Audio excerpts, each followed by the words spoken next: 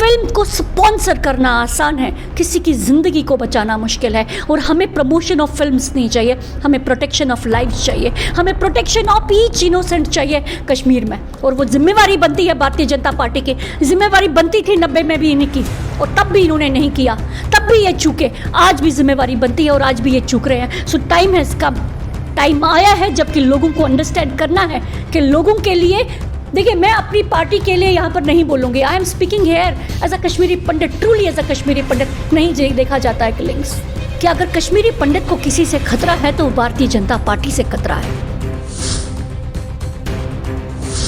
ना 90 में हम लोगों को संभाल सके और ना ही 22 में हम लोगों को संभाल पा रहे हैं।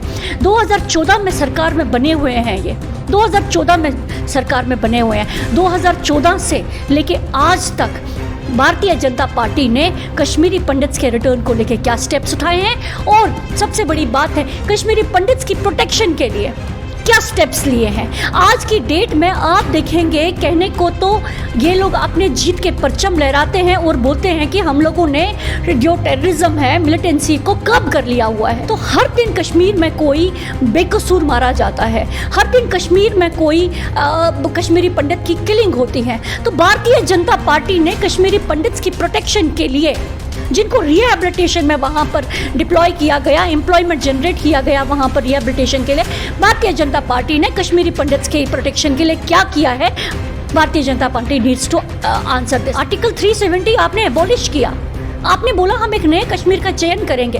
क्या नए कश्मीर में इनोसेंट्स मरेंगे? क्या नए कश्मीर में आपने, क्या नया कश्मीर आपने कश्मीरी पंडितों की बलि देके बनाना है क्या? कश्मीरी पंडितों की खून की बलि से क्या आप नए कश्मीर का चयन करना चाहते हैं क्या? This is not being, I am not trying to politicise this issue. Again saying Aamir, ये एक तकलीफ की आवाज़ है, एक दर्द की आवाज़ है। वो तो कहते हैं कश्मीर में सब ठीक ठाक है। अगर सब ठीक होता तो राहुल भट्ट की किलिंग ही नहीं होती, अगर सब ठीक होता तो इनोसेंट्स मारे ही नहीं जाते। कितने इनोसेंट्स गिनवाने हैं, कितनी किलिंग्स गिनवानी है आमिर आपको, कितनी माँओं की गोदें उजाड़नी है, कितनी औरतों की मांगें उजाड़नी है, कितने बच्चों को अनाथ करना है, किस चीज़ के लिए? Why is not Narendra Modi, prime minister Narendra Modi replying on it?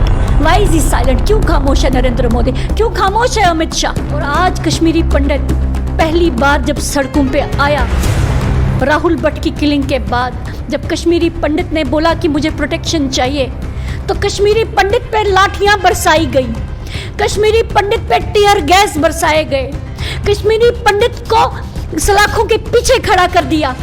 ये कश्मीरी पंडित की प्रोटेक्शन है कश्मीर में, ये कश्मीरी पंडित की वैल्यू है नरेंद्र मोदी के आंखों में या लेफ्टिनेंट गवर्नर की आंखों में। हम वोट बैंक नहीं है साहब, हम आपका वोट बैंक नहीं है। अनफॉर्चुनेट है आमिर, हम सबको खड़े होकर कंडेम करना चाहिए। बीजेपी नहीं प्रोटेक्शन दे पा रही है अपनी हुकूमत के अंदर। अगर दे पाई होती तो राहुल भट्ट की किलिंग ही नहीं होती, किसी की भी किलिंग नहीं होती। It is not only about Rahul Bhatt Aamir, let me make one thing very clear before you, it is not Rahul Bhatt, it is about everyone. It is about that वो गोलगप्पे वाला, वो रेडी वाला जिसको किसी ने मार दिया पीछे से आकर। It is about him also, it is about Bindru Saab also, right? It is about everyone, every innocent who is being killed in Kashmir. It is about every innocent, and responsibility lies with Bharatiya Janata Party. अगर इस चीज का किसी को खामियाजा भुगतना चाहिए तो भारतीय जनता पार्टी को भुगतना चाहिए। भारतीय जनता पार्टी के नेता गले लगाकर ये कह रहे हैं कि हम आपके साथ हैं, आपके साथ दुख में खड़े हैं, शाना बशाना। जुमले, केवल जुमले, बातों के साथ खेलते हैं ये लोग, इमोशंस के साथ खेलते हैं ये लोग। इमोशंस के साथ खेलते नहीं तो ये सरकार बना नहीं पाते। और हम इनोसेंट्स है, शरीफ है, गरीब है, लोग बहक जाते हैं, लोग आ जाते हैं इनके बहकावे में, बिकॉज वो लोगों का कोई कसूर नहीं होता आमिर, दे आर इनोसेंट। और राहुल भट्ट की किलिंग के बाद बीजेपी की तमाम नेता जो हैं वो राहुल भट्ट के घर पे पहुंचे। हालांकि उनके दुख में इस वक्त पूरे जम्मू कश्मीर के लोग खड़े हैं, न कि सिर्फ पंडित बरादरी के लोग बल्कि उसके साथ साथ मुस्लिम बरादरी के लोग भी जो हैं वो राहुल भट्ट की किलिंग को लेकर कंडेम कर रहे हैं और ये अल्फाज इस्तेमाल कर रहे हैं कि दहशतगर्दों की जानिब से जो ये हमला किया गया है ये नाकाबिले बर्दाश्त है। सरकार के साथ साथ जो है वो बड़े लेवल के ऊपर एडमिनिस्ट्रेशन को भी चाहिए कि कड़े इकदाम लिए जाएं। लेकिन भारतीय जनता पार्टी के नेता लोग जब उस घर में पहुंचे तो ऐसे हालात के बीच में उस घर के लोगों के दिल में दुख भी बहुत ज़्यादा था, गम की एक लहर भी थी और गुस्सा भी जो है वो इजहार हुआ। लेकिन वहाँ पे फॉर्मर डिप्टी चीफ मिनिस्टर जनाब कविंदर गुप्ता जी ने अपने मुंह से 3-4 अल्फाजों का इस्तेमाल किया, जिसमें सबसे पहले उन्होंने ये कहा कि यहाँ पे फारूक अब्दुल्ला और महबूबा मुफ्ती नहीं आएगी, हम में ही आना है। तो ये कहने का क्या मकसद? अगर आप किसी के घर पर उसके दुख में जा रहे हैं तो आप उसे तंज कर रहे हैं या ताना मार रहे हैं, ये समझने की भी बहुत बड़ी ज़रूरत है। इसी सब पे हमारे साथ बातचीत करने के लिए senior advocate Deepika Singh Rajawat madam है, जो नेशनल कांग्रेस की स्पोक्स पर्सन भी हैं, और इनसे मज़ीद जानेंगे। बहुत बहुत शुक्रिया मैम वक्त देने के लिए। Former deputy CM Kavinder Gupta ji वहाँ पे पहुँचे और पहुँचते ही उन्होंने वहाँ पे लोगों से मुलाकात की और इसी मुलाकात के बीच में उन्होंने 2-3 अल्फाजों का इस्तेमाल किया। पहले तो ये कह दिया कि यहाँ पे फारूक अब्दुल्ला और महबूबा मुफ्ती नहीं आएगी, हमें ही यहाँ पर आना है। तो किस तरीके से आप ये स्टेटमेंट देखते हैं कि वहाँ पे एक तरफ लोगों के दिलों में गुस्सा भी है, गम की लहर भी है, एक अपना करीबी खोया है, तो ऐसे हालात में बीजेपी के नेता जाकर क्या ये ताना मार रहे हैं? देखिए, भारतीय जनता पार्टी के नेताओं को आज तक आता ही है, आज तक इन्होंने किया ही क्या है और आता ही क्या है करना। अगर भारतीय जनता पार्टी के लीडर्स में सेंसिटिविटी होती तो शायद वो इस पूरे मुद्दे को या कश्मीरी पंडित्स की प्रोटेक्शन को उसी तरीके से लेते। सिर्फ रोटियां सेकना, सियासी रोटियां सेकना और अपने इल मोटिव्स को, अपने इल इंटरेस्ट को सेटिस्फाई करना, वो भारतीय जनता पार्टी के लीडर्स को आता है, Bharatiya Janata party as a whole को आता है। मुझे लगता है कि हम में से किसी को भी एक्सपेक्ट नहीं करना चाहिए कि भारतीय जनता पार्टी के लीडर्स ऐसे किसी गम के माहौल में कोई अच्छी बात करेंगे। वहाँ जाके अगर कविंदर गुप्ता ने ऐसा कुछ बोला है तो मुझे लगता है कि ये सब हम सब के लिए एक आई ओपनर है कि एक लीडर किसी के घर में, जिसके घर में मातम है, मातम में आप कंडोलेंसेज एक्सटेंड करने के लिए जा रहे हो और आप you are again doing politics there. So this is very unfortunate और मुझे लगता है कि people should disown this party and this is the high time to disown Bharatiya Janata Party from the state of Jammu and Kashmir. At least we need to do that. 90s से लेके अभी तक लगातार कश्मीरी पंडित भाइयों की किलिंग्स हो रही है। 8 साल से भारतीय जनता पार्टी भी इक़्तिदार में। एज अ पोजीशन लीडर क्या लगता है कि आप लोगों के लिए क्या किया है, क्योंकि आप भी पंडित समाज से हैं? कश्मीरी पंडित, तो देखिए आमिर, एक बहुत इम्पॉर्टेंट चीज़ है अंडरस्टैंड करने के लिए।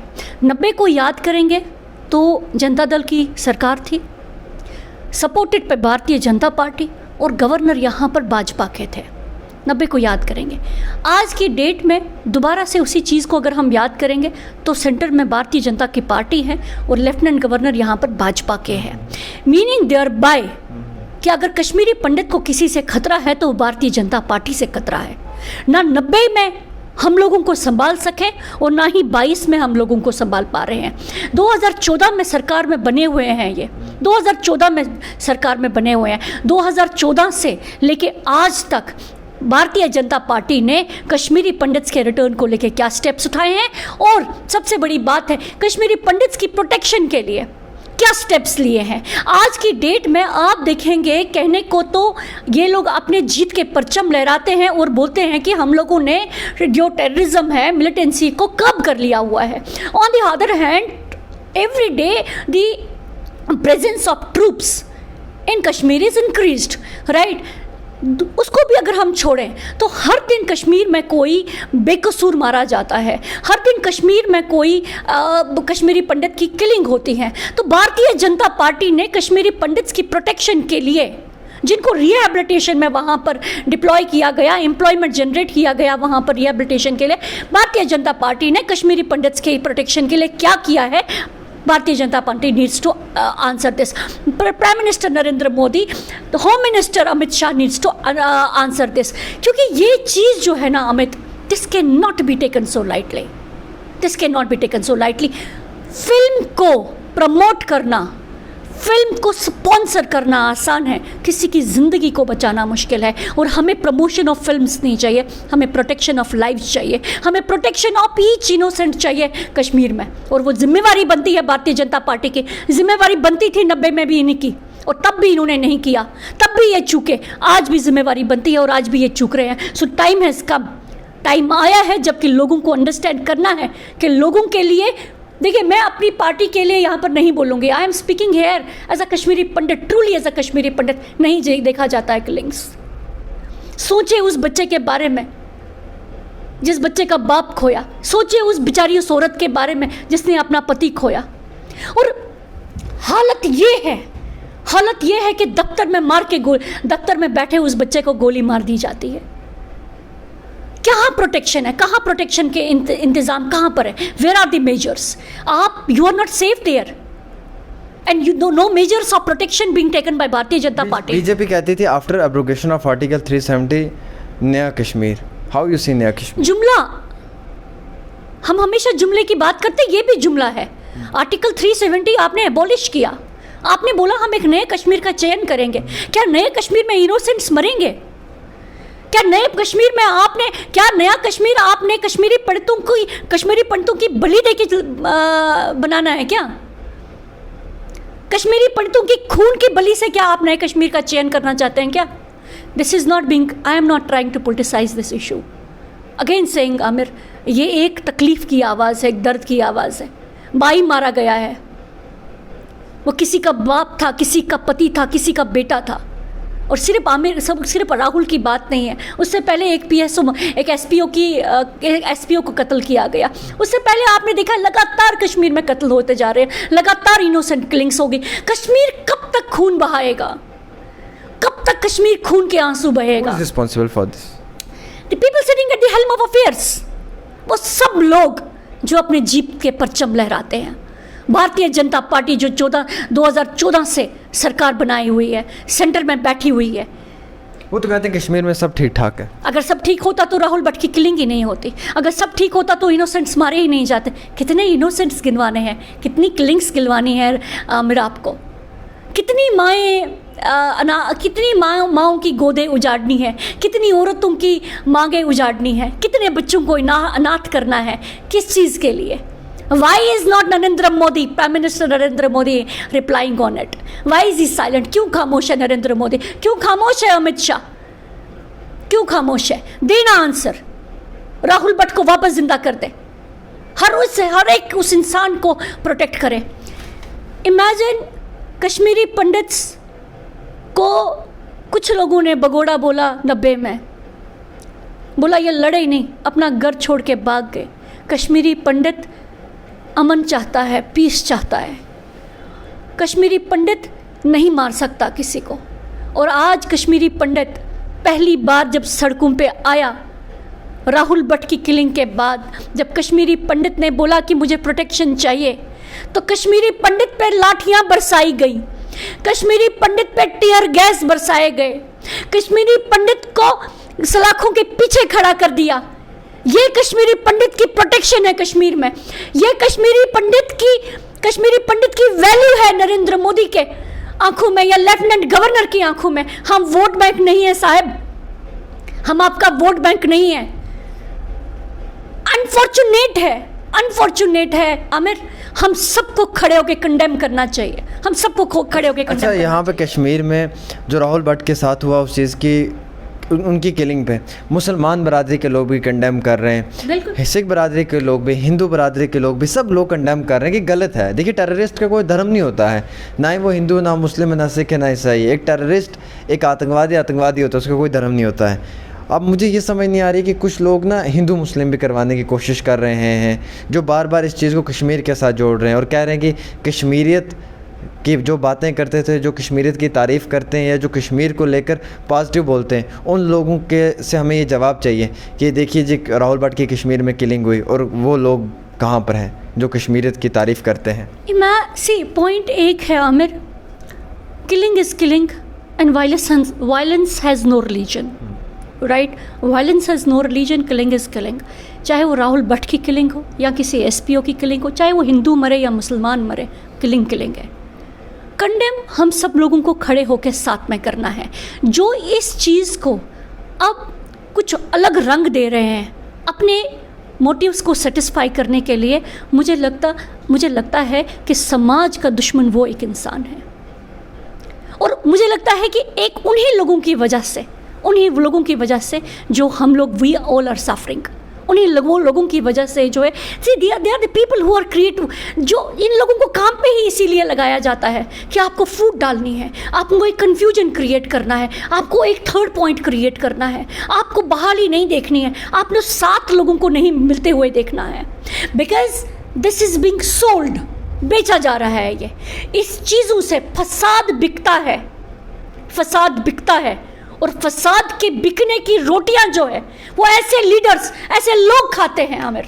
अच्छा, यहाँ पे ये भी समझने की कोशिश करूँगा, 350 से ज़्यादा प्रधानमंत्री जो पैकेज है उसके थ्रू जो मुलाजमत कर रहे थे उन सब लोगों ने अपने इस्तीफ़े भी पेश करने की बात की है, और बेशतर कश्मीरी पंडित भाइयों ने कहा कि हम कश्मीर से वापस लौटकर जम्मू आना चाहते हैं जब तक हमारी सेफ्टी नहीं होगी।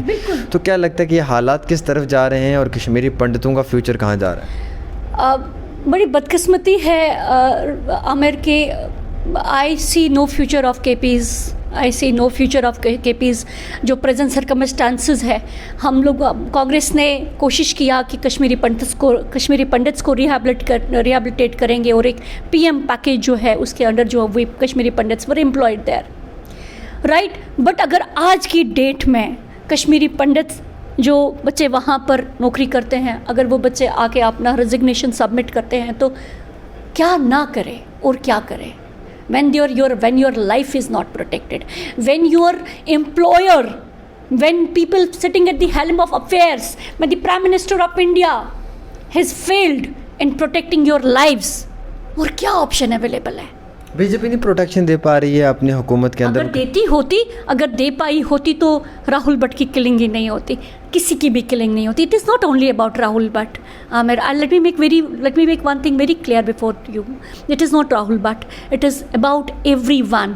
It is about that वो गोलगप्पे वाला, वो रेडी वाला जिसको किसी ने मार दिया पीछे से आकर। It is about him also.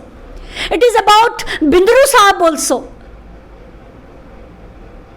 Right? It is about everyone, every innocent who is being killed in Kashmir. It is about every innocent. And responsibility lies with भारतीय जनता पार्टी। अगर इस चीज का किसी को खामियाजा भुगतना चाहिए तो भारतीय जनता पार्टी को भुगतना चाहिए। भारतीय जनता पार्टी के नेता गले लगाकर ये कह रहे हैं कि हम आपके साथ हैं, आपके साथ दुख में खड़े हैं, शाना बशाना। जुमले, केवल जुमले, बातों के साथ खेलते हैं ये लोग, इमोशंस के साथ खेलते हैं ये लोग। इमोशंस के साथ खेलते नहीं तो ये सरकार बना नहीं पाते। और हम इनोसेंट्स है, शरीफ है, गरीब है, लोग बहक जाते हैं, लोग आ जाते हैं इनके बहकावे में, बिकॉज वो लोगों का कोई कसूर नहीं होता आमिर, दे आर इनोसेंट। हमारे साथ बातचीत कर रही थी एडवोकेट दीपिका सिंह रजावत मैम, जिन्होंने सब बातों को बड़े अच्छे से एक्सप्लेन करके दिया। और राहुल भट्ट की किलिंग हो या रियाज़ अहमद भट्ट की किलिंग हो, किलिंग तो किलिंग है। और दूसरी बात सबसे बड़ी ये इन्होंने कही इस एक्सक्लूसिव इंटरव्यू में कि हमें कश्मीर फाइल्स जैसी मूवीज़ की प्रमोशन नहीं चाहिए, बल्कि हमें अपने कश्मीरी पंडित समाज के भाइयों की प्रोटेक्शन चाहिए, जो मुझे लगा कि सबसे इम्पॉर्टेंट है। एक फ़िल्म प्रमोशन से ज़्यादा एक ग्राउंड पे रहने वाला कश्मीरी पंडित, उसकी प्रोटेक्शन होना बहुत ज़रूरी है। और उससे बढ़कर ये कहा कि आज तक पिछले बीते 8 सालों में कश्मीरी पंडितों के लिए कोई बेहतरीन कदम नहीं लिया, बल्कि कश्मीरी पंडितों को एक वोट बैंक के तौर पे जो है वो इस्तेमाल करने की कोशिश की गई है। फ़िलहाल तमाम बातें आप तक पहुँचाई दीजिएगा अपने मेज़बान को इजाज़त। देखते हैं डेली तस्कीन। अल्लाह हाफ़िज़।